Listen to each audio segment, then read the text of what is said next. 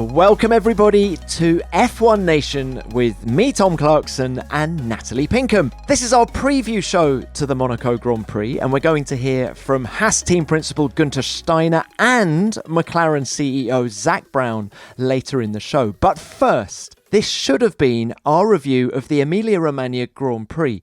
The race was, of course, cancelled due to the terrible humanitarian crisis that has unfolded there in the last week, following 6 months of rain in just 36 hours. Very sadly, there have been fatalities and thousands of people have been left homeless, and in the circumstances, it was impossible to even think about going motor racing.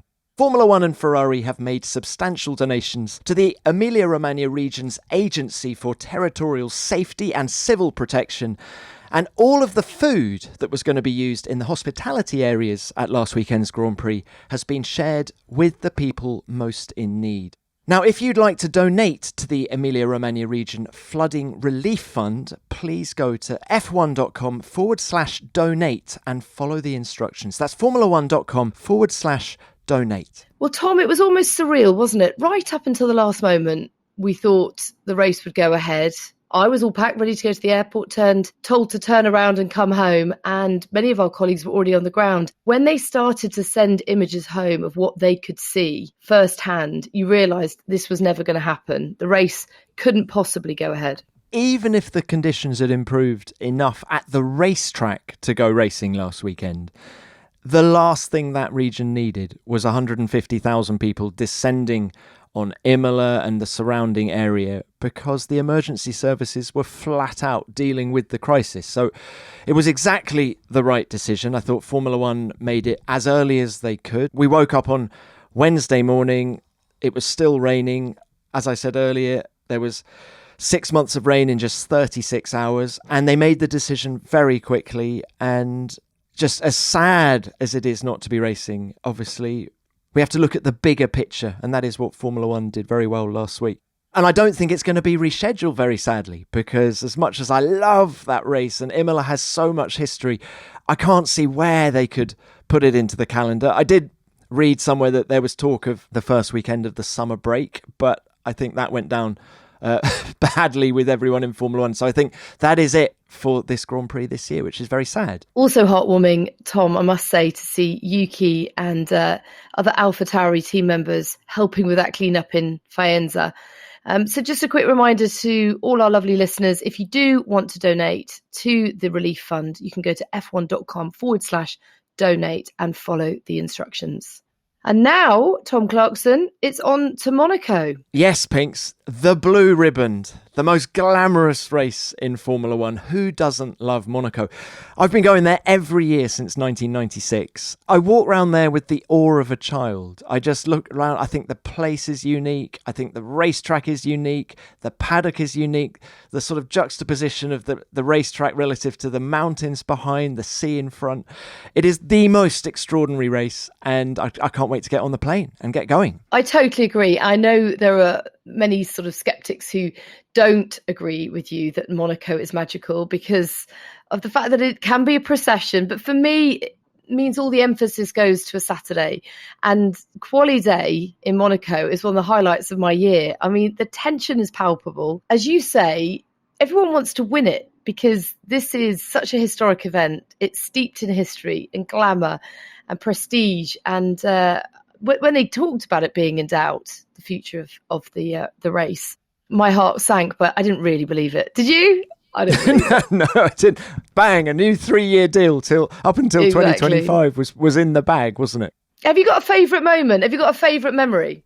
Oh, I mean, loads. Where do I want to start? Actually, that first race I went to back in 1996, Olivier Panis wins it from 14th on the grid. There was rain. There was, I remember David Coulthard wearing Michael Schumacher's helmet because his own visor was fugging up and he couldn't work out how to sort that out. Fugging up? What's fugging up? Couldn't see out. Fugging up. I always think you go faster if you can't see out. Oh, right. Okay. What about you, Pinkle, though?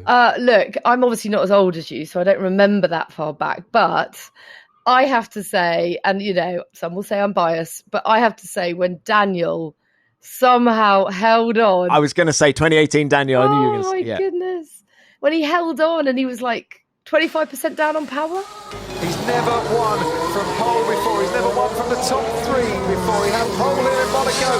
Once upon a time, he had the win taken away from him through no fault of his own.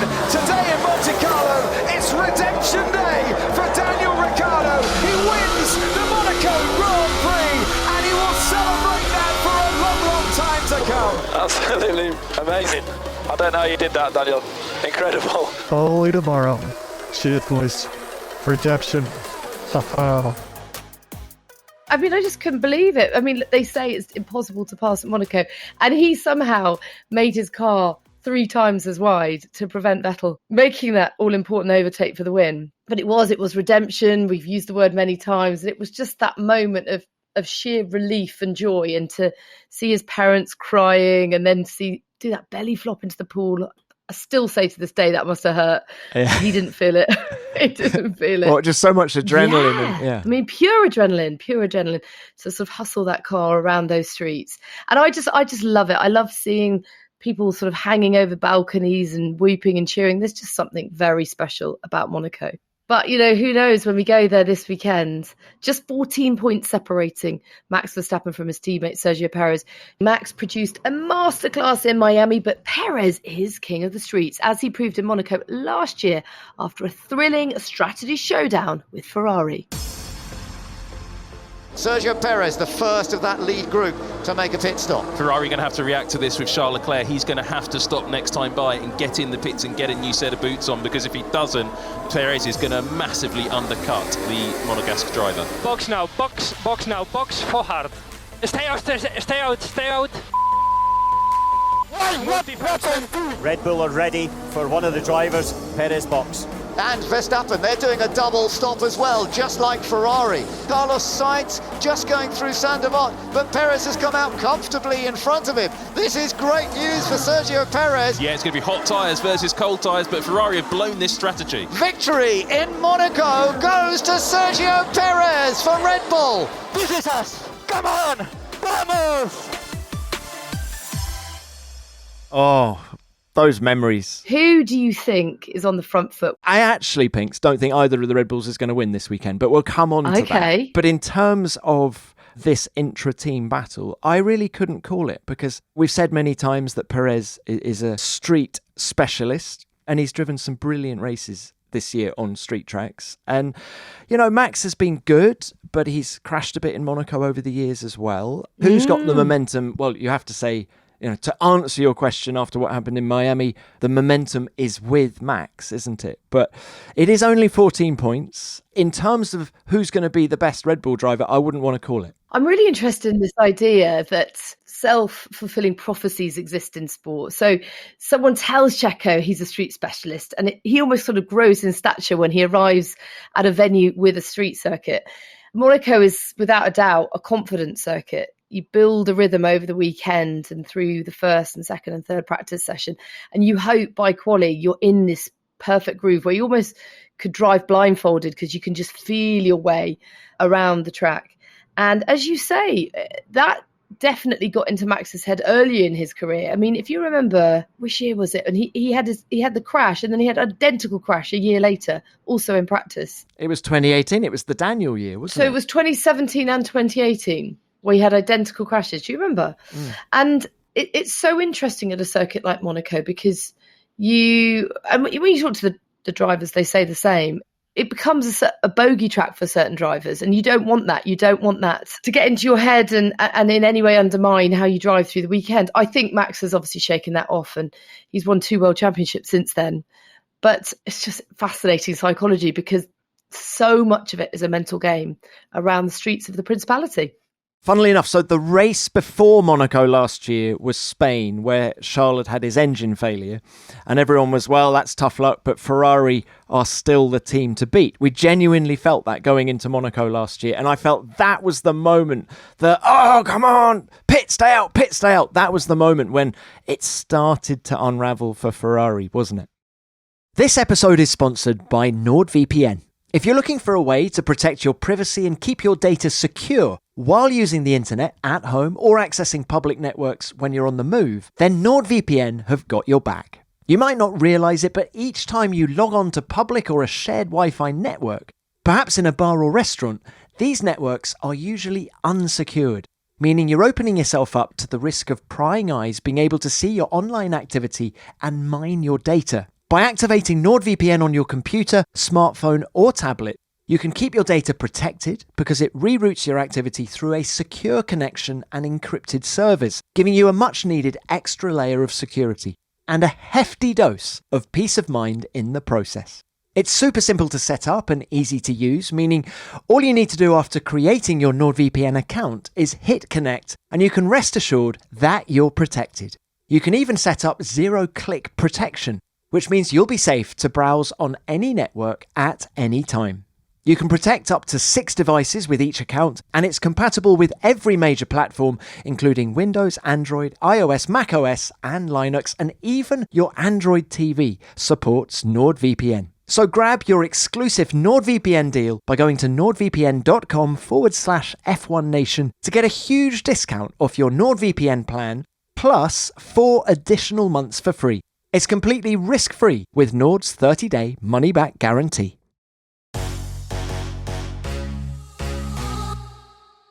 Let's just remind ourselves and the listeners of Charles Leclerc's record in Monaco. The place he was born, the place he loves, the place he longs to be victorious in. 2017, retired from both the feature and the sprint races in F2. 2018, retired from the F1 race in the Alfa Romeo. 2019, retired from the first Monaco Grand Prix with Ferrari. 2020, of course, there was no race because of the pandemic. 2021, he qualified on pole but crashed in Q3. Ferrari found a drive shaft issue when firing up the car on Sunday, so he had to withdraw from the race after doing the track parade and lapping up the fact that he was on pole. And 2022, last year, was the first time he's even seen the checkered flag in Monaco. He finished P4, but of course, as you heard then, there was that strategy mishap, shall we say. And TC, I still get the chills when I hear that radio message from the pit wall to Charles Leclerc. My heart was broken for him. How wonderful if he could eventually stand on the top step of that podium, even this weekend. Pinks, let's break it down. Let's look at the 3 cars that I think are going to be battling for victory this weekend. There's obviously the Red Bulls, devastatingly effective all season long, very quick in a straight line, good through quick corners. But when you look at the GPS and you look at the speed of the cars through slow corners, the Ferrari is faster than the Red Bull through slow corners, has been so far this year, and the Aston Martin is equal to it. So when you look at Charles Leclerc's record on street tracks, 2 pole positions in Baku, with a car that is brilliant through slow corners, I think Charles is my money for pole position this time around. And surely lightning is not going to strike twice and Ferrari are going to get the job done on the Sunday. So I don't think there's a faster driver on street tracks over 1 lap than Charles Leclerc. So if everything I've just said plays out and that the Ferrari is quicker than the Red Bull and the Aston Martin through slow corners, and there are no fast corners at Monaco, he's my money for pole. And Ferrari were going to bring some updates to the Imola Grand Prix last weekend. They have now decided to delay them, and they're going to bring a bigger update to the Spanish Grand Prix next weekend. So they're using a car that he's familiar with. It's going to be the same spec that he raced in Miami with. And go Charles. That's my thoughts anyway. What do you think? I mean, it would go down so well, wouldn't it? Can you just imagine the place erupting with that? I'm quite interested, though, to talk a bit more about Aston Martin. So Fernando Alonso teased us earlier this season and said, just you wait till Monaco. It feels as if they feel they'll be in a groove by next weekend. I'm really intrigued, though, how much of an impact removing Imola will have on the team. So if you look at someone like Mercedes, so much hype around them bringing updates to Imola. They're going to feel very different about those updates around the streets of Monaco, particularly as it's a very unforgiving track and you can lose parts, expensive parts. You can't really get a read on those upgrades until probably Barcelona. So, I mean, will Mercedes be in the fight? We just don't know. They were significant upgrades coming to Imola, side pods, floor and front suspension. How much progress will they make in Monaco, or will they indeed have to wait till Spain to see their full effect? I'm really interested that Mercedes are bringing these upgrades to Monaco, because the obvious thing to do is to do what Ferrari are doing and just delay everything a week, because there are so many risks associated with Monaco. We've sort of discussed it. Look at the mistakes drivers have made over the years. You just glance a barrier ever so slightly and that can put you out of the race, or it can damage an upgrade. So the fact that Mercedes are bringing these upgrades, I think, can mean one of two things. Is it because they have seen, on the simulator, that it is so much faster that we just have to bring them because it's worth half a second a lap? Or is it a sign of desperation? We're not sure. And the sooner we find out with some on-track running, the better. It could be either of those things. Or indeed both. It could be a bit of both. Yeah. I mean, the good thing is that they've got two very reliable drivers. So if there's two drivers that you would expect not to put it in the wall at Monaco, it is Lewis Hamilton and George Russell. But there are huge risks associated with them bringing them, and I'm intrigued to see how it goes. We're not going to see the pace of the car through faster corners because there are none at Monaco. It will allow them to make sure that they've got basic things like the cooling correct, of course. But there is this big factor of the weather as well. Qualifying looks as if it's going to be wet. So then, in terms of, you talked earlier about it being a confidence track, of which it is, but when it's wet, it's a whole different ball game. And that's when experience comes to the fore. Which drivers would you bet your house on in wet conditions around Monaco not to make a mistake? Fernando Alonso? For me, Fernando Alonso is that man. If he's got a car that is as competitive as a Red Bull and a Ferrari, throw in those conditions, throw in the fact that he's been there for 20 years. He's won twice before in 2006, 2007. It is all slightly pointing in the direction of Fernando Alonso and number 33. Win number 33 for him. And it's not only Fernando who's been talking in the press about Monaco. Mike Crack, the team principal, has been pinpointing this race as well, as did Dan Fallows when he came on Beyond the Grid a few weeks back. So watch out for Aston Martin, watch out for Fernando Alonso, and watch out for Charles Leclerc and Ferrari. That's my feeling going in. And any other teams that could be dark horses? I mean, if you think about Alpine, they are potentially building on a strong result in Miami. They've had a very difficult season until they got to the US. Valtteri Bottas has also said that the Alfa Romeo could do well in Monte Carlo. The Alfa is quick through the slow corners. It's too draggy in a straight line, but that's not an issue at Monaco. So if they can get some temperature in the tyres, they will be quick. But again, it's not only, actually, Pinks, this is a really important point. Not only is it going to be wet, or it looks like it's going to be wet, but the new intermediate and wet tyres that Pirelli were going to bring to Imola for the first time are going to be brought to Monaco, of course. They don't need tyre warmers. It's all part of the 2024 tyre package. So I think we could be going out in qualifying in Monaco on tyres that have had no warming prior to hitting the racetrack on the most difficult circuit of them all. So you may find that car performance goes out the window this weekend and it's all about drivers getting the job done, and back to Fernando Alonso for me. And feeling their way around. I think so much of it is done on touch and feel and nous, which, as you say, you can always rely on Fernando Alonso for. As for Alpine, Pinks, this is the first time they've been racing as a team since Laurent Rossi, the CEO, came out in the media criticising the team, every aspect of the team, calling them dilettantes, calling them amateurish. And so they will be wanting to set the record straight. The car, funnily enough, is a good car. It is good through the slow corners. It's a bit draggy, but of course, Monaco doesn't require efficiency in a straight line. So Pierre Gasly, Esteban Ocon, it's as close to a home race that those two guys get, as close to a home race that the team gets in terms of Alpine and all the guys at Viry-Châtillon in Paris. So it's a huge weekend for them. And Otmar Safnauer will be wanting them to silence the criticisms. And don't forget, we touched on all of this when we were looking ahead to Imola, and of course Imola didn't happen, but this is Formula One coming home in many ways. This is the first European race of the season. There's just a shift in mindset for everyone. And then you feel as if, obviously we go off to Canada, but you feel as if we've got this run of races through Europe where people sort of getting their groove. And I'm not just talking about the drivers, I'm talking about the teams, I'm talking about the fact that we've got the hospitality units back. There's just a different approach. People have shorter flights, they get to sleep in their own beds for longer, they get to see their families more. There's just a different vibe about all of these races, and it brings out a different performance as a result. Yeah, it's the heart of the season. I always feel that Europe is still the heartland of Formula One, and we're now getting into the depths of the season, aren't we? We've had a long break in April between the Australian Grand Prix and then the Azerbaijan Grand Prix. We've just had a slightly longer break since Miami as well. The treadmill starts. There's a regular run of races. The teams now can get, hopefully, a bit of momentum. I really believe in momentum in sport in general, but particularly in Formula One. From a driver's point of view, it's all about confidence. If you're riding that crest of a wave, it can do wonders for you, particularly around somewhere like Monaco, but also for a team.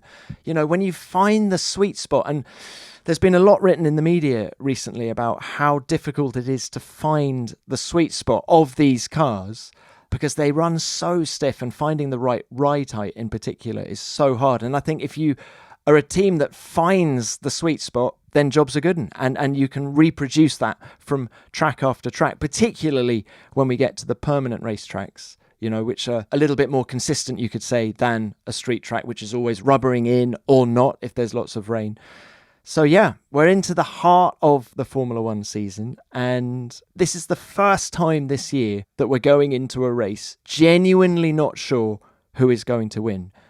Beforehand, it's always been a Red Bull should win this race unless something untoward happens. It'll either be Checo or Max, whereas we're going in now thinking, hang on, this could be Red Bull, of course, they're too good for it not to be a consideration, but Aston Martin are a genuine threat. Ferrari are a genuine threat.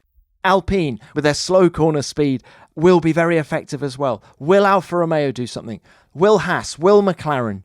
There's so much to consider. That's what makes Monaco in particular so special.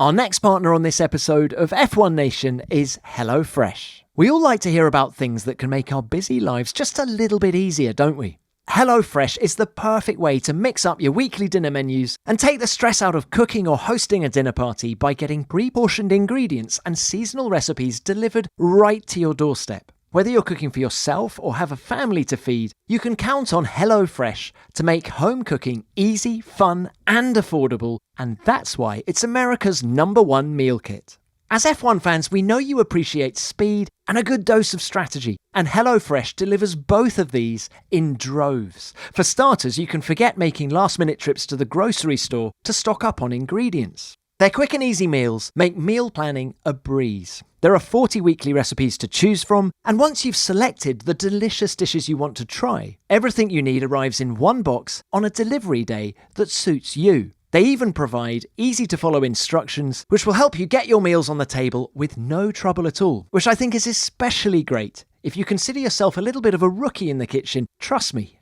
you'll even surprise yourself with what you manage to whip up. Their new fast and fresh options are ready in just 15 minutes or less. When building your box, you can even choose from more than 100 items to round out your order with everything from snacks and easy lunches to desserts and pantry necessities. And when they say fresh, they really mean it. All of their seasonal ingredients are picked at peak ripeness and travel from the farm to your home in less than 7 days. Go to hellofresh.com/nation16 and use the code nation16 for 16 free meals plus free shipping. That's hellofresh.com/nation16 and use the code nation16 for 16 meals free plus free shipping. HelloFresh, America's #1 meal kit.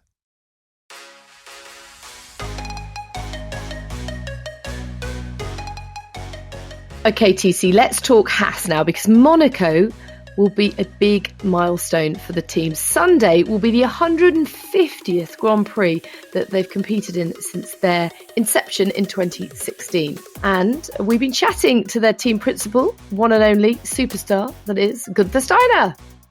Guenther, thank you for your time. First up, there's a large section of the Haas team is based in Italy. Can we just start by saying, how are things over there? Have any of the employees been affected by this terrible flooding? First of all, thanks for thinking of us. Yeah, some have been affected, but nobody really badly. More, obviously, everybody has got some relatives and they're all helping out, but not badly. So they are all fighting, as we all know, flooded cellars and things like this, but nobody's without home in the moment. Nobody lost his home or anything. So they are just working through it. I mean, this region is pretty, what I experienced, they were not crying. They were just getting stuck into it, get it sorted and move on. It was pretty cool from them. Nobody started to complain or how bad things are. They just went on with it. And I think a lot of them helped their relatives, if they were in trouble. But, obviously it was better before than now, but they're all getting through. Well, that is certainly good to hear. And as is often the case in times of crisis, I love it when Formula One pulls together and tries to make a positive difference. So that is good to hear. Now, Guenther, throwing it forward to Monaco this weekend, can you quite believe it? This will be the team's 150th Grand Prix. I mean, it probably feels more like 250, given what you've been through over the last 7 years. But, I mean, can you quite get your head around the fact that you've been there since its inception and some massive highs, a few big lows as well? But yes, it's a big milestone. No, I cannot get my head around it. When I was told, because I'm not a statistics guy, as you may know, I live from day to day, from race to race, it's just like, and when I said, you have 150 Grand Prix, if you think, there's people out there which have done a lot more than we have done, but 150 Grand Prix is not little. And if you think that is the youngest team, I mean, I think that says something, it's very strange, but I must admit time has been flying. And as you just said, there was highs, also some lows, but I think it's life, it's just a thing that how things in life go. But I think it was in the end a good ride. Or it is a good ride. It isn't over yet, we keep on going. Yeah. When you and Jean started the team, how confident were you of reaching 150? You don't even think about, Tom. This is one of the things when you do something like this. If you start a business, you have a 5-year plan. But if you start anything in motorsport, I mean, you have to have a 5-year plan. But how realistic is it?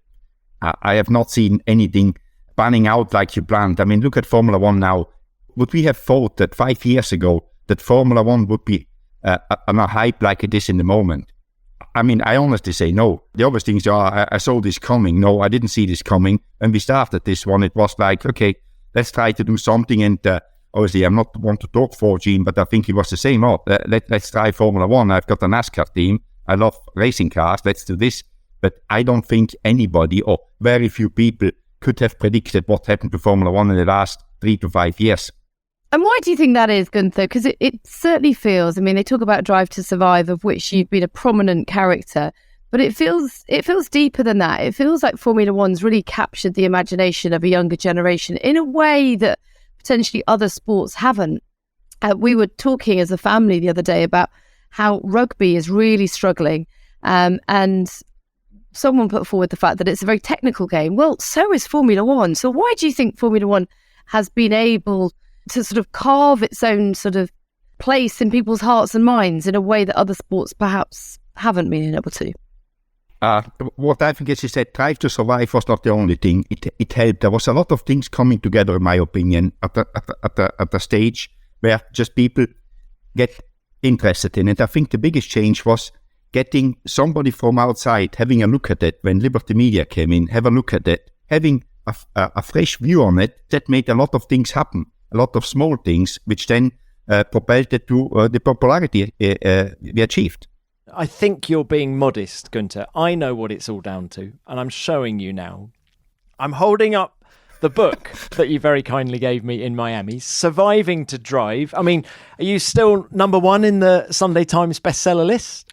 No, we couldn't keep that one up. I think we were number 1, number 4, and number 7. I didn't even ask. They didn't tell me what we were last weekend. But anyway, I'm still waiting for the check, Tom, but hey, maybe it's in the post. I tell you what, Guenther, you'd take those positions for 3 consecutive race weekends, wouldn't you? Number 1, number 4, and number 7. That would be a decent haul of points for Haas. Yeah, and you could have as many books as you want, Natalie. Exactly. Hey, well, look, on the back of Miami, let's bring it on to Monaco. What is possible this weekend around the streets of the Principality? I think Monaco, as we all know, the race is done on not the race is done, but a lot is done on Saturday. So hopefully we can have a good Friday, that we have got good practice, that we can put the car in the right place. And then on Saturday when qualifying is going, just keeping out of trouble and keeping out of traffic, that the drivers can get a good lap in to make sure that we do the utmost. It's not only because I always think going around in Monaco at that speed they're going through a tunnel and all that stuff, you need your mind cannot think about another car on the racetrack. I think that is one of the biggest elements. They have to get a good lap in, and if we can do that also in the free practice sessions, that we are having good runs, that they get all the Marcos, I think we can have a good weekend. But then the race is always difficult in the moment. It looks like it's raining, but it's changing up and down. I mean, I watch it since a week, and one day it says all three days is sunshine, and then it says all 3 days is rain, and in the moment it says Friday and Sunday rain. So let's see what we can do, but very important qualifying on Saturday. Yeah, absolutely vital. I mean, it's fair to say, though, that it hasn't been a particularly happy hunting ground for Haas over the last few years. Just 6 points in 6 years. Why do you think that you've struggled in the past in Monaco?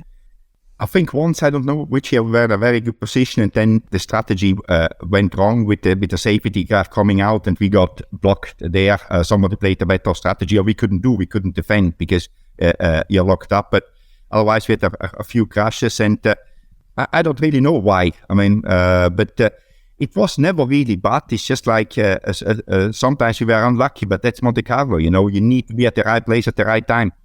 It's a driver's track, so let's talk about your drivers. I mean, Kevin drove brilliantly in Miami, battling with Charles Leclerc. Is he fully comfortable in the car now? I would say so. In the beginning of the year, he was a little bit struggling with his balance of the car. He couldn't get a feel for it. But I spoke with him, I think it was end of last week, and he said he was in a very good place in Miami with the car. He's very happy. So I think he knows now where to start the weekend setup-wise and move on from there. He's in a good position also confidence-wise after Miami especially. I mean, can you imagine how many people told him how great that was, and that always, it's always good for the ego when somebody tells you how great of a job you did as a driver. That normally carries a few races. So hopefully he can get comfortable quick with the car in Monte Carlo. So because as we said before, it's about confidence on them streets. And what about Nico? For Nico coming back after 3 years as a part-time driver, he came back pretty strong. I expected him to be strong, but I expected that form to come a little bit later. So I was quite surprised myself. And in the beginning, he was this strong. So I don't know, have we reached the peak? Or is there more coming? I mean, I would be happy if there is more coming, obviously. But I think he's doing a good job. And what he brings, he's bringing a good vibe to the team in the moment. It's just like everybody likes to work with him. He's demanding, but always in a good way. Never demand something just for the sake of. He always can explain why he wants something. Guenther, is this the best driver pairing you've had in your 8 years at Haas? I think you can't say the best. I mean, I'm very happy. I mean, at the time, we all know Romain. Romain on a good day, it's a fantastic driver. Romain on a bad day can be a nightmare, So I think Nico is more consistent, and talent-wise, Nico and Romain, they came up together, and they 1 year won, the other year the other one in the minor series. So I think there is, but I think we have got a very good pairing and a very consistent pairing as well in the moment. Now, I've got a question for you about longevity within Formula One, and it's like a drug. You can't get enough of Formula One, and you think, I'll just do one more season before 20 have gone by. So what do you think is the outlook? How long can we have you gracing our sport? It's a good question. I mean, as I said before, I don't have long-term plans. I don't want to achieve something. I mean, obviously I want to achieve success with Haas, but I'm not looking forward. I mean, in the moment, I'm comfortable. I mean, I think Gene is comfortable with me. I hope anyway. He didn't tell me any different. So on that side, I should be okay. But as you said, it's very demanding for your body and for your mind. And there is a point where everybody has to take a step back, and that will come for me as well. But in the moment, I'm in a good place. I love what I do. So I keep on doing it. And there will be the moment where I say, I need to take a step back because it's getting too much, maybe physical, mentally, whatever. But in the moment, I'm in a good place. So I have no big plans to say now, I'm stopping in 3 years. It could come, one day I will say, I'm not going to do this anymore. And that is when Guenther will stop. What tricks have you got to keep yourself fresh? I don't need tricks. I think the motivation to go racing and do a race for me, that what carries me. As Natalie said, it's like a drug, you know. When you're there on a Saturday, Monte Carlo qualifying, for me, it's tense, but that is what I want. You know, this is what I want. I love it. I don't hate it. A lot of people say when they have to go on pit wall, they're getting nervous. Yeah, I'm not getting nervous. I'm getting tense, and I want more, and I'm getting really wound up, like going into a fight, you know. You need to do your best, and in the moment you're having a good time, because qualifying in Miami for me was fantastic, you know. This is what I want to do, you know. So I don't need any tricks. I mean, I travel a little bit more than you guys, but it's coming my way now with more of Grand Prix in the Americas, you know. So I was ahead of the curve there, you know. I could now say I saw that coming. Honestly, I didn't. But anyway, it came and I got lucky. You weren't ahead of the curve. You are the curve. You're the trailblazer. Thanks for that, Natalie. But it's a traveling. I mean, that is pretty tiring. But I always try to sleep properly, you know, and just rest my body as much as I can. And is it the fear of failure or the lure of success for you these days? Lure of success. I'm not worried about failure, because always failure teaches you a lot as well. And then that you can apply to have success, you know. It's pretty simple. I mean, if you're afraid to fail, you should stop. That's my opinion. Yes, that is not positive. That's a negative thing. And how do your family cope? I often come back like from a race, and my husband will go, "Hang on, so when do you go to Monaco? Yeah, just can you hurry up, please? Get out of the house." I had that this morning when I took my daughter to school. She said, "Oh, you're away again 2 weeks, you know. It's difficult, but on the other side, I think we're all the same.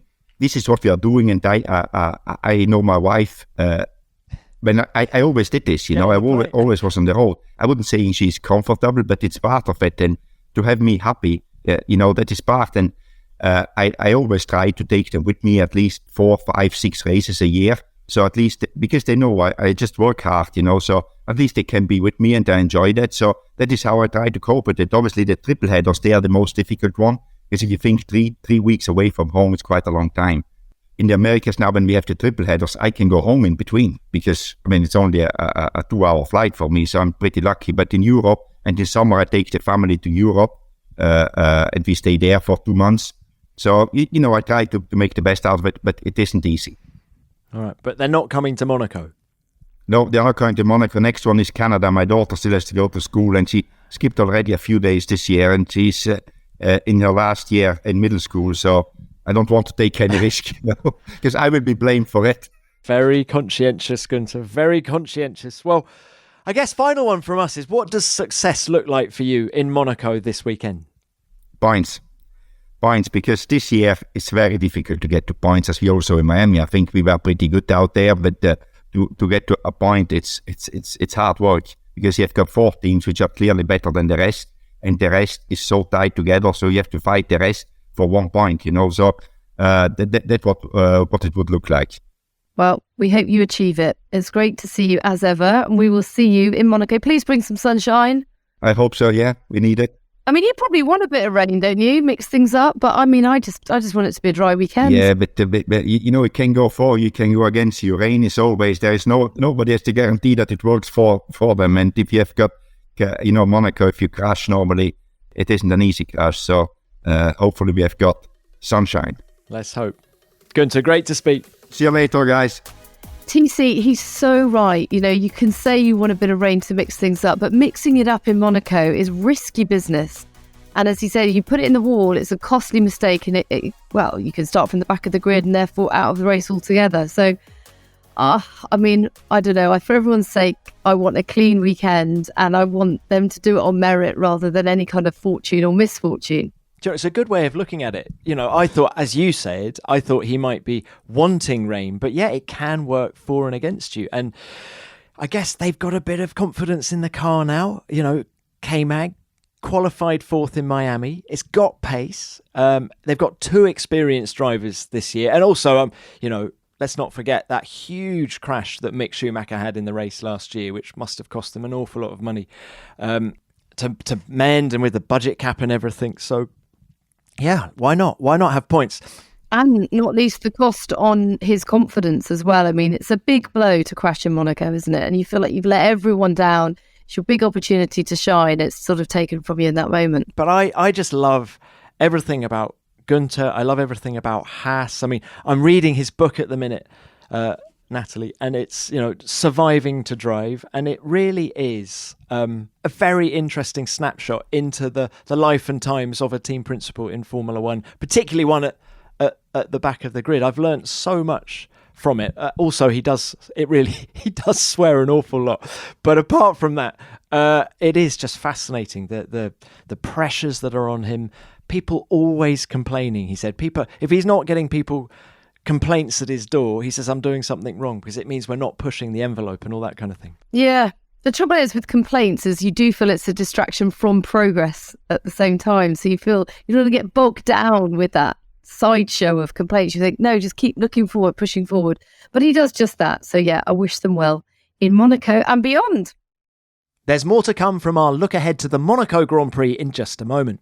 But first, I've got a message for all of you budding entrepreneurs out there. It doesn't matter if you're selling pin badges or personalised jewellery, dinnerware or digital prints. Shopify is the commerce platform that can help you grow your business and take your selling potential to the next level. Shopify is revolutionising millions of businesses worldwide by simplifying selling online and in person, leaving you to focus on successfully growing your business and your brand without even needing to pick up any new skills like design or code.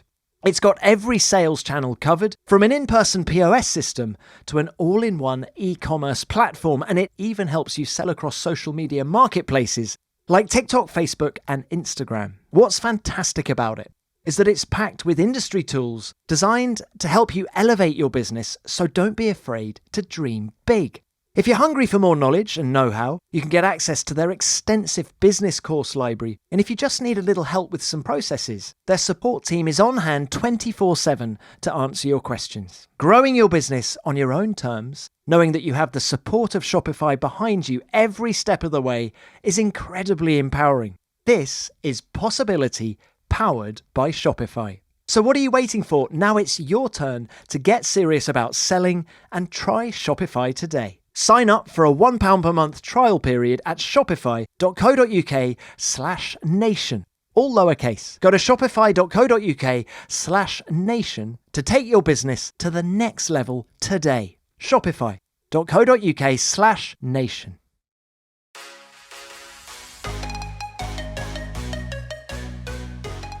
Now, 2023, it's safe to say, is not going as well as McLaren would have hoped.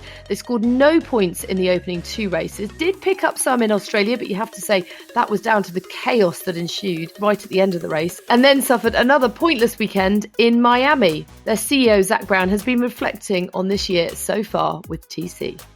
Zak, thank you very much for your time. Now, I know we're here to preview the Monaco Grand Prix, but can we start with what went on at Indianapolis over the weekend? All four of your cars have qualified inside, I think, the top 9 for the 500. What a result.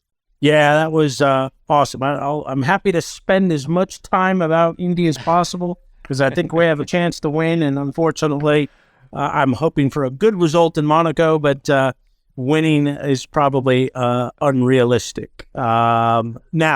But it was great. The drivers did an awesome job. They've been quick the whole month of May, as the saying goes. And I think we have 4 drivers that can win the race this upcoming weekend. Unfortunately, I think there's about another 10. So we've got some good odds, but we got some good competition. Now, for those people who have never been to Indy and never been to Monaco, can you just give us a compare and contrast? How are they different? How is the atmosphere different?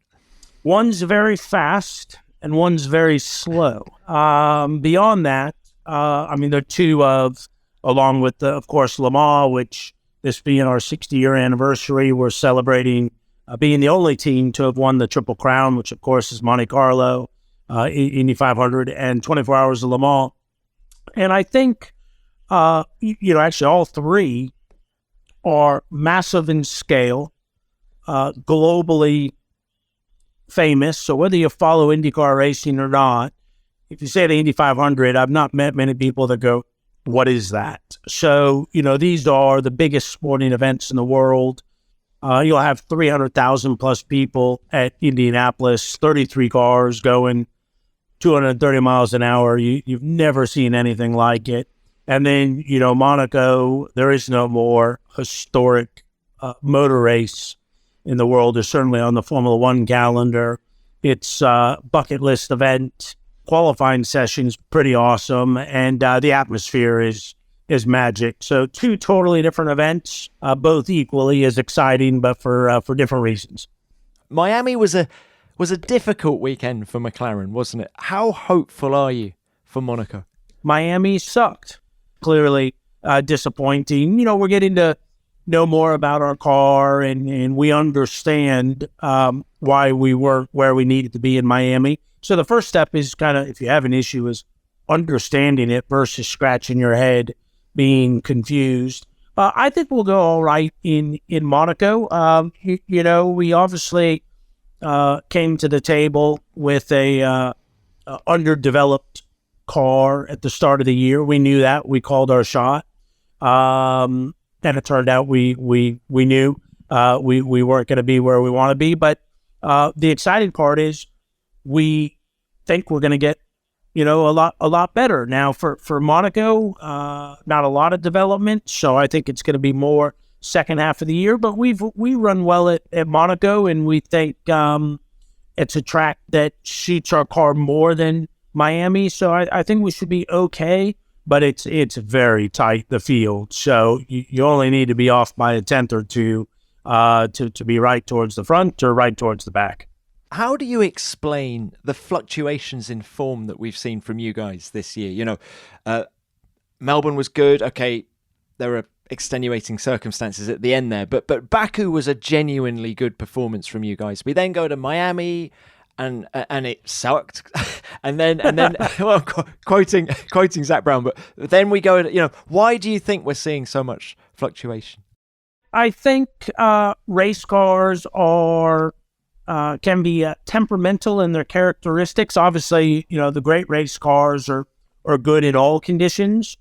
We have a car that doesn't like a lot of heat. It's kind of rear limited. Miami was hot. It was a new circuit, kind of lacked some grip as a new circuit would. So Miami was a circuit kind of like Bahrain that just doesn't suit our car. Obviously, when we get a better car, you want to smooth out where your highs and lows are and kind of have a better average. So I think Monaco will be better.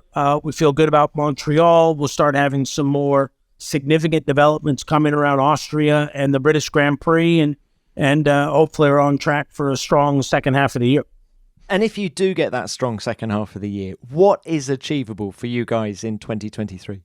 Well, we would have liked to have been top 4 in the championship. I think if you look at the top 4, I think by the time we catch up to their speed, they will have pulled out a gap in the points to probably be too big to overcome. So I think reality is we're in a fight for a 5th with Alpine, and I would say the others aren't very far behind. Our goal is to be mixing it up inside the top 4 by the end of the year. But I think given the head start and slow start we've had, I think to actually get to 4th in the points will probably be a tall order. So I think we're fighting for 5th with a few. And then our goal is to be, racing inside the top 4 by the end of the year, and then putting a better car out at the start of the year next year. So what about drivers then? Oscar Piastri, are you pleased with his progress? Yeah, we're in good shape from a driver standpoint. So if I look at the things that we need to get back to the front, you need 2 great drivers. I think we have those. You need your technology infrastructure being state-of-the-art and on par with the competition. We'll have that done by the end of the year. We've talked a lot about the wind tunnel and simulator and manufacturing unit. These things are all very close to being done. Some of them are done. So we'll have the technology. Then it's people. And we have some exciting announcements coming up soon. We have a great team, but we need some additional thinking and some fresh ideas. And, some of those announcements we've made, more to come. Those people will all be kind of joining us over the next 9 months. So, by the end of the year, we'll have our team in place. We'll have our infrastructure in place. We'll have our drivers in place. But we're already working on a 24 car now. So we won't be at our full fighting capacity, if you'd like, for the start of the 24 development, because that's happening now. So I think our goal next year is to get back to a 2021 type season, handful of podiums, a bowl, a win, mixing it up. And then 25, we will have had everything that we need and for the sufficient time. So I'd like to think we're going to be winning races in 25. And then once we're winning races, we got the new era starting in 26. On paper, there's no reason why we shouldn't be fighting for the championship. And has Lando completely bought into that timescale? He has. We're very transparent with our drivers. They know exactly what's going on. Of course, this year has been a frustration for all of us from the start. But, it's very rare that you just go straight to the front, that, you're going to have some bumps and lefts and rights along the way, which is what we've experienced at the start of the year. But I think we'll recover quickly. We're a different team than we were when we started this journey. So yeah, we're all frustrated. We're not doing better, but we also know what's coming, and we're also in it for the long haul. And we also know that sport has ups and downs. So he and Oscar are doing just fine. Exciting times ahead. Look, just one more thing, if I can, Zak. You issued your sustainability report last week. Now, in terms of your environmental credentials, and I'm talking about you, McLaren, what are you most proud of? I think there's a few things. One, that we were the first team to get the FIA recognized the 3-star award back in 2013. That was pre my time, but good on McLaren and Ron Dennis and everyone who developed a facility that was very carbon friendly.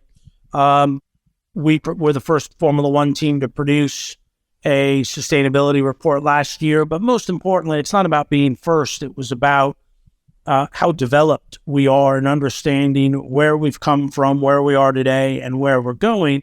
And I think the part that I'm most excited about is how much participation we're getting from all the McLaren employees. That, this is something that, the whole organization is behind, and we have very high levels of engagement. So that's what I'm probably most proud of, is how many people within McLaren are coming along and participating in the journey.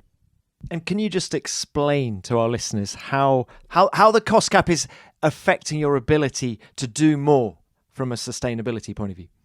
Yeah, so there's some areas like, our main shot is we'd love to see a full circular race car. That means we need to do a lot of research into the race car. Technically, that would fall under the cost cap, designing suspension, materials, things of that nature. So if we opened up and went, yeah, you can spend another X millions exploring, unless it's really defined as sustainability, what some teams would understandably do is go, wait a minute, loophole, we're going to invest all in making our race car faster tomorrow. If we don't open it up, then teams will go, well, why am I going to spend money on something that I might not see the benefit for a year? So that's just one example of, ring fencing what is investment for the future around sustainability versus performance today. And I think when we negotiated this latest Concord agreement, you don't know what you don't know down the road. So we negotiated without kind of thinking about that in mind. So we just need to fix that moving forward, so we can all invest in sustainability without compromising the day-to-day performance of the racing team. And is there an appetite to fix that in the corridors of power? I think there is. Yeah, no, there definitely is. But all things in Formula One, the devil's in the details, and then making sure you don't create, any loopholes or, as we like to say, unintended consequences. But no, I think Formula One, the FIA, and the teams, we're all very passionate about sustainability. We all know we can do better. We all want to do better, but we need the regulators to help us from ourselves. Zak, it's been brilliant to chat. Thank you very much. Good luck at Indy. Good luck at Monaco. Busy weekend. Absolutely. Thank you very much. Good to chat. I don't think there's a team boss in the pit lane that loves racing as much as Zak Brown. I mean, no, I totally agree. Listen to his enthusiasm when he's talking about Indy and Monaco. What is it? I think they've qualified, 4 cars in the top 9 for the Indy 500. I mean, so that's going great guns. You've only got to cast your mind back to 2019 when Fernando Alonso failed to qualify for the Indy 500 for McLaren. And I was there that weekend, and I've never seen Zak as angry as he was that weekend. Just the whole thing unraveled for lots of different reasons, but it's been an incredible turnaround over there.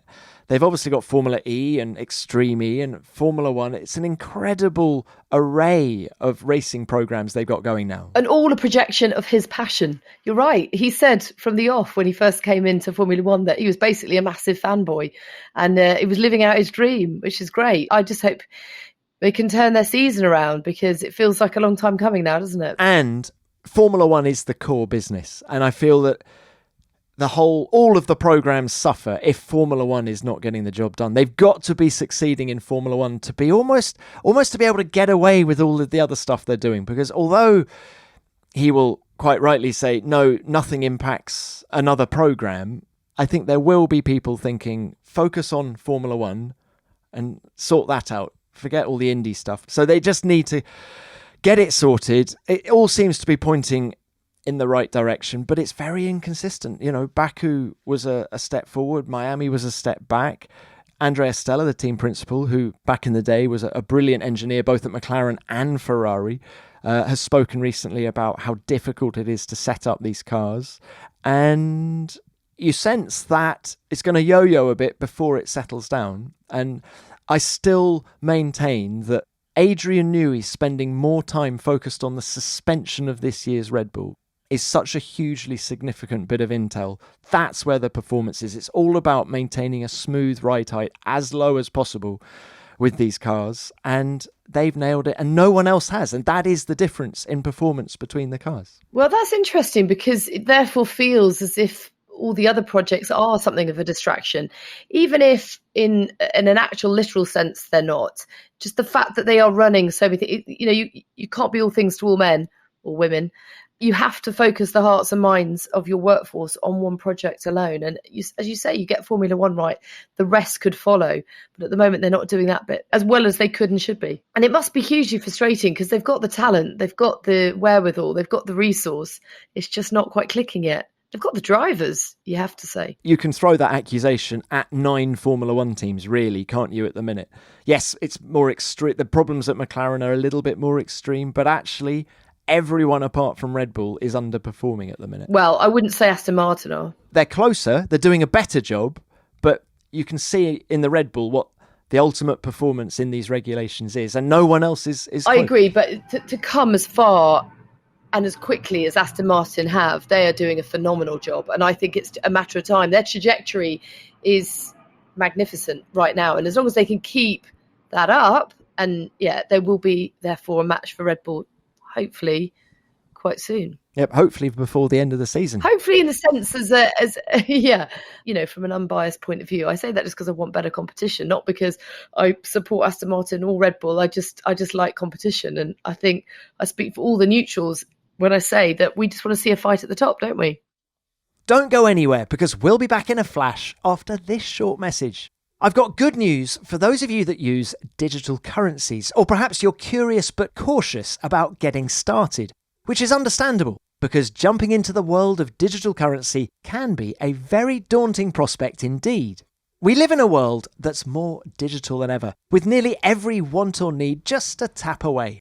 Convenience is key in this day and age, and that's why so many of our favourite digital services seamlessly meet the physical world when they're delivered to your front door, sometimes in a matter of hours or days. But until now, that hasn't been true for crypto. Digital currencies have been tied up online with no easy way to bring them into the real world, leaving you with less control over the cash you have on screen versus the cash you have access to in your pocket. And that's why we're so excited to share that you can now cash in and out of select digital wallets at participating MoneyGram locations without a bank, credit card or debit card. Just think of the freedom that will give you and your finances as you explore your options. So convert your digital currency to cash and back again using the only digital wallets with real cash access activated by MoneyGram. Learn more at moneygram.com/Stellar Wallets. That's moneygram.com/Stellar Wallets. Well, Pinks, this is probably a really good time to get into Ask the Nation. Of course, this is your opportunity to ask us, the gang, Natalie, me, Damon, Pedro, any questions you have on Formula One. As ever, please send them in, preferably via audio, a voice message at f1nation@f1.com. But we've actually had a couple of emails sent in this week. And I'm going to read out one from Shea Gibson, who asks, I've been wondering what Lando's future is looking like. Do you think he'll move teams? If so, which team?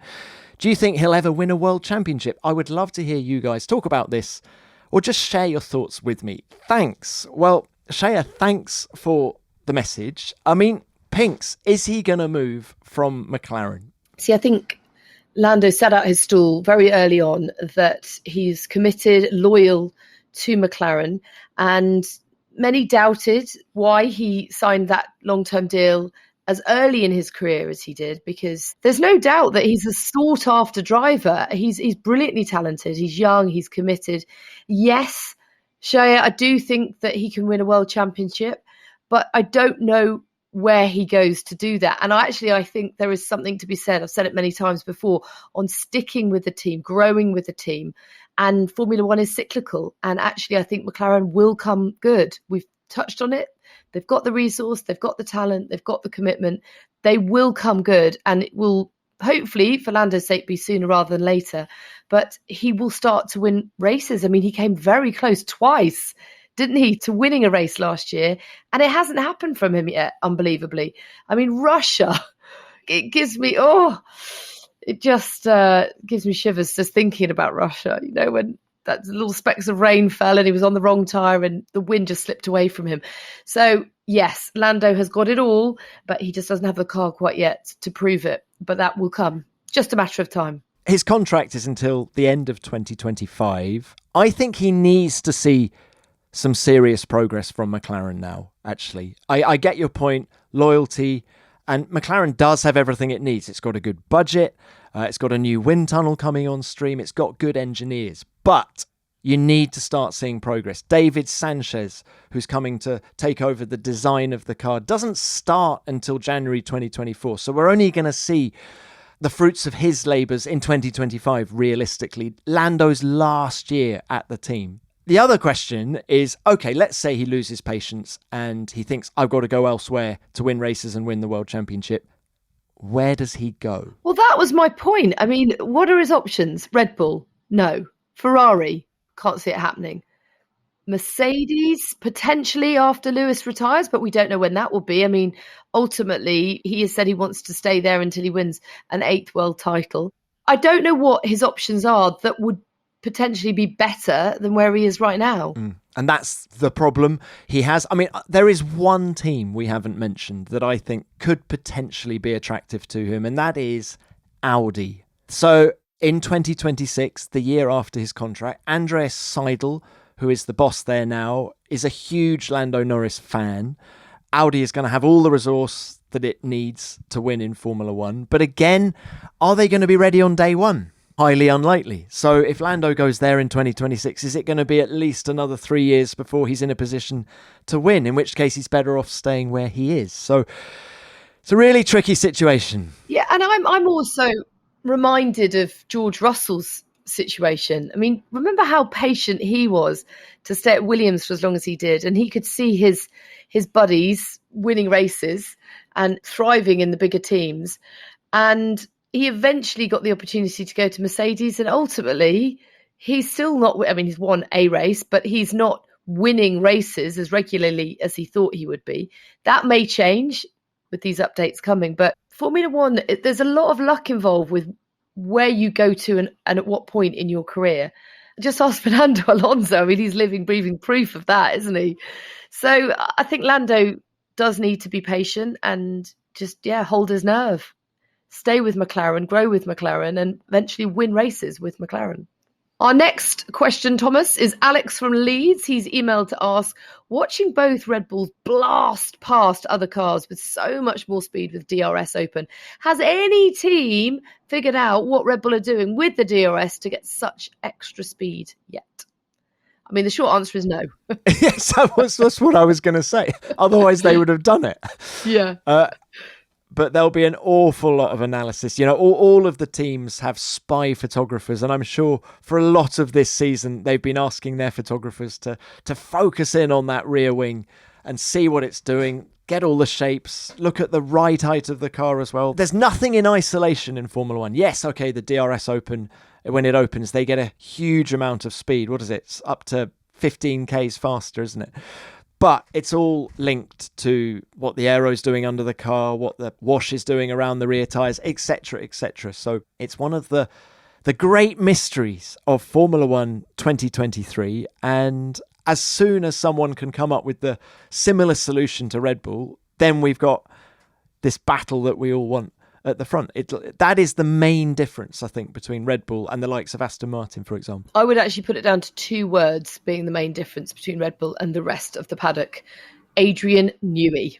I mean, the guy's a genius. The guy is a genius, but the team will tell you, it's Pierre Vacher, who's the technical director. There's a whole stack of people back in Milton Keynes who are pulling the whole thing together. And, Adrian's methodology, I've been told, is fantastic. And he sets the tone, but then everybody else is contributing to the performance. So I think, yes, Adrian's a genius, but I think we have to give a little nod to everyone else at Milton Keynes as well. Well, that's very diplomatic of you, but I just like to think it's all down to one man, a massive brain and a sketch pad. Who has been in Formula One since 1980, and he's lost none of his love for it, none of his competitive spirit. It's extraordinary. It is quite extraordinary. And actually, Pinks, this week's Beyond the Grid is with Sam Michael, former technical director at Williams. Oh, is it? I haven't seen or spoken to Sam for years. What a lovely man. How is he? Have you done it then? Have you done the interview? Yes. Yeah. I went up to Sydney after the Melbourne Grand Prix to his office in downtown Sydney, and he was in brilliant form. It was lovely to see him. And one of the questions I ask is, so you were technical director at Williams, you then go to McLaren, and then in 2014, you literally overnight leave Formula One. And what was that all about? And he says, family reasons primarily. And one of his daughters said, Dad, how much longer are you going to keep doing this? And he said, well, I can stop now if you want. And he did. And they all moved back to Australia. But he also said how extraordinary it is that someone like Adrian Newey can keep at the forefront of Formula One for as long as he has. Patrick Head, the same. He says it's incredibly unusual to have that desire to keep fighting, because he said Formula One is not easy. It's not meant to be easy. It takes a lot out of you, and to keep going like Adrian has all these years is extraordinary. Well, thank you so much for those emails. Do keep your questions about the 23 season coming in. Write or record them as voice notes. We like the voice notes, don't we, TC? Yeah, give us a voice note and send them to f1nation@f1.com. That's f1nation@f1.com. Shall we predict our podium? Okay, I'm going to go first, otherwise you're going to nick my prediction. Okay, well, we're thinking the same thing then, aren't we? I'm saying Charles for the win. I'm saying Fernando P2. I'm saying Max P3. That would be an amazing podium, Nats. But what's the Well, there's no but. I agree with you. I think the Ferrari is going to be fast enough for Charles to take pole if it's dry. And I think the wet weather coming on Saturday could lend itself to a man with oodles of experience who doesn't need to warm up, who can nail that first lap, has won Monaco twice before, is going to be driving a car that is as fast as the Red Bull through the slow corners. It's British racing green. I'm going to nail my colours to Fernando Alonso for the win. I think Charles Leclerc is going to join him on the front row, and he's going to sneak in behind, get that podium at home. And then I think we're going to see a Red Bull. I think Max Verstappen will just do enough. He's going to look at the big picture of the season. It's going to be an undramatic drive to P3 for Max. There you go. Beautifully put. Before we go, let's check in with our F1 fantasy team, F1 Nation Racing. We're going to make some changes to the team we were going to race at Imola last weekend. We already had Max Verstappen and Fernando Alonso, and we're going to change George Russell for Charles Leclerc, who we think's going to really fly in his home Grand Prix. After McLaren's struggles continued in Miami, we replaced Oscar Piastri with Kevin Magnussen, and although he just missed out on a point in the States, he drove really well, so we kept the faith in Yuki Tsunoda. And remember, you have until the start of qualifying on Saturday to make changes to your team, and you can join our league at any time to compete against us and other listeners. Search for the F1 Nation World Championship. And if you're not playing yet, it's not too late to join, and it's totally free. Just search online for F1 Fantasy to sign up, then choose your constructors and drivers using a $100 million budget. Well, thank you for listening, and thank you for your company, Tom. Now, don't forget, the latest episode of Formula Y is out now. It answers all your questions about F1. And as we mentioned, this week's Beyond the Grid, Tom has been speaking to the former Williams engineer and McLaren sporting director, the lovely Sam Michael. And that is available from Wednesday. Just search for Formula Y and Beyond the Grid in your podcast app. So that's all from us. We'll be back with F1 Nation next Monday with our Monaco Grand Prix review. Thanks for listening. F1 Nation is produced by F1 and Audio Boom Studios.